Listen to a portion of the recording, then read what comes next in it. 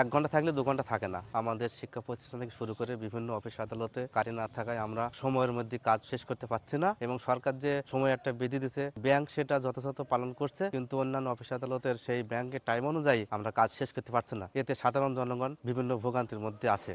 Line মোটামুটি সকাল থেকেই লাইন নেই এবং যদিও একটু আসে 1 ঘন্টা আধ ঘন্টা পরে আবার চলে যায়।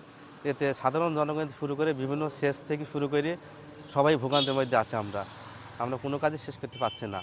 ডিজেলও পাচ্ছে না, সেচ দেবো মাঠে সেটাও পাচ্ছে না। আবার যে জমিতে চাষ করে কলার ভুঁইটি চষবো সে তেলও পাচ্ছে না। আবার কারেন্টে যে মোটরে পানি দেবো সে কারেন্টও থাকছে না। 1 ঘন্টা থাকছে 2 ঘন্টা চলে যাচ্ছে কারেন্ট। সমস্যা তো চরম সমস্যা। কলার ভুঁই চাষ না করতে পারলে তো কলা টলা হবে না। মেশিন তো চালাইতে পারছি না, আর ধান তো সব শুকিয়ে যাচ্ছে। আর মোটর কারেন্টে থাকছে না, মোটরে যে পানি দেবো সে পানিটা 10 মিনিট থাকছে, আবার কারেন্ট চলে যাচ্ছে। কারেন্ট চলে যাওয়ার পরে আবার কারেন্ট আসছে, আবার ভুঁই মেরে পানি দিতে হয়েছে। নানান সমস্যা কারেন্ট না থাকাতে।